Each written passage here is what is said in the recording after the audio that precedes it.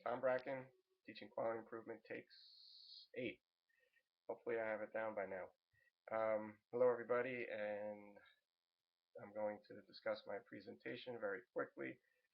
So a lot of my videos so far today have been too long and I kind of lose my connection, so I'm going to be going through this rather quickly. I know it's supposed to be 3 to 5 minutes, so here I go. So on Saturday I did my teaching project on teaching quality improvement to nursing students, what the student nurse needs to know. It was Nursing 101 students that have been following this semester in lecture, clinical, and lab. I was fortunate to get my teaching project in the afternoon. They had some time available. And the preceptor, my fill-in preceptor, came all the way from New Jersey, a 2-hour commute, which was nice. Um, Unfortunately, she told me I couldn't video, so that's why I'm doing this video. So I'm going to go through it rather quickly. So I started to teach the relevance of quality improvement to nursing and how it really needs to start in nursing school. And as I was doing this, it was a rather lengthy introduction, and I kept thinking, I'm going to lose the students. I'm going to lose the students. It's right after lunch.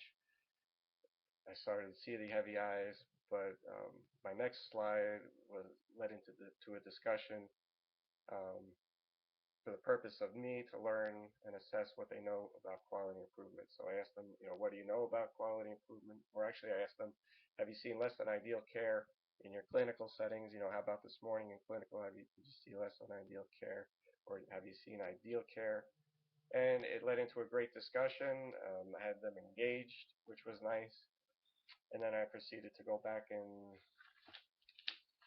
discuss the objectives of the day, and the objectives are mostly related to the cognitive domain, although there are a few related to the affective domain. There weren't any related to the psychomotor domain because just in this context, in this teaching module, it would be too difficult to do that.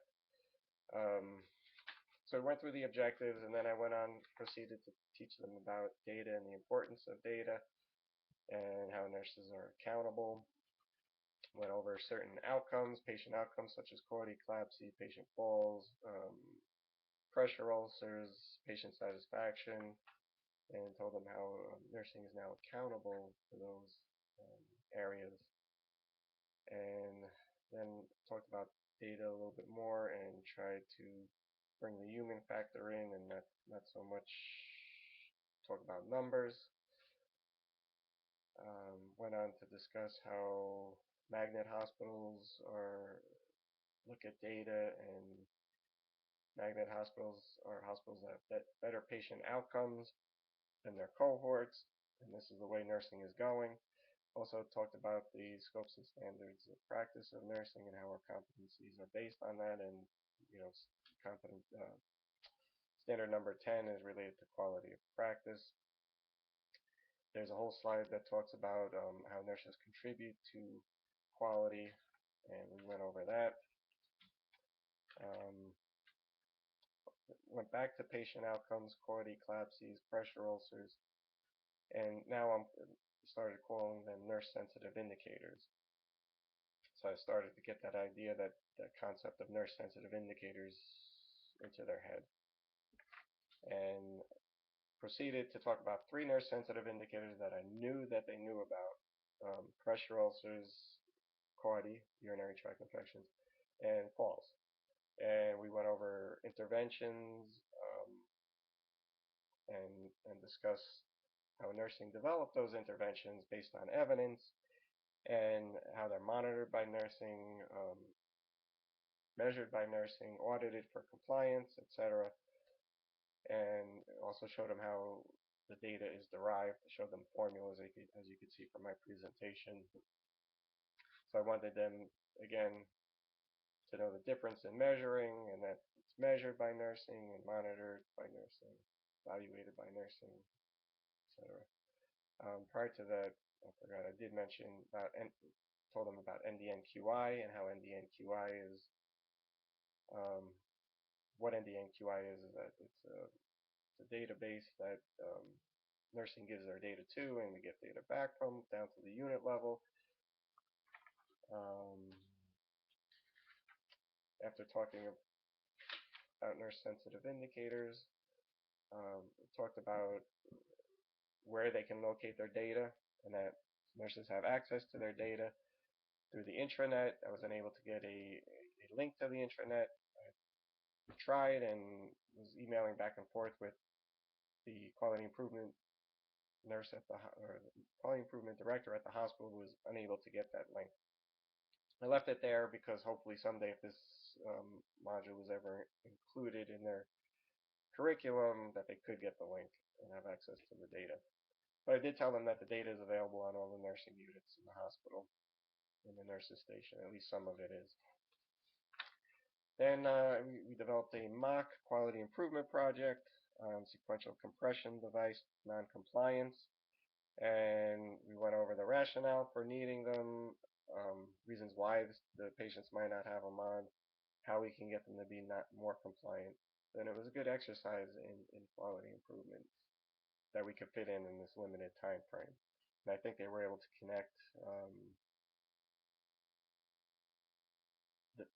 the fact that, as nurses, that you can make a change with a quality improvement project, even something on a small scale level.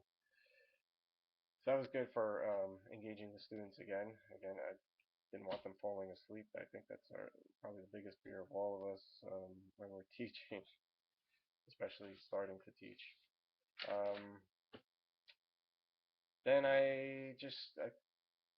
after that, I talked about a story about a quality improvement project that I was involved in. So some a personal story that I can share with them, and again relate to how a nurse can develop a quality improvement project. That's not impossible. Then just wrapped it up. Brought back the fact that quality improvement needs to be taught, the importance of it, the relevance for the way healthcare is going, and that was it. I left it for questions. There were a couple of questions, which was nice. In the discussion afterwards, the clinical professors also gave their thoughts, so it was nice to have the support of them also.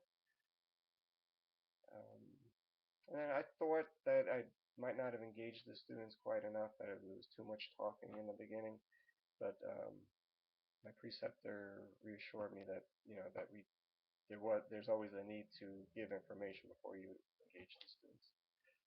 So that helped with my self-confidence. And that's it. Hopefully I can upload this and y'all can see it.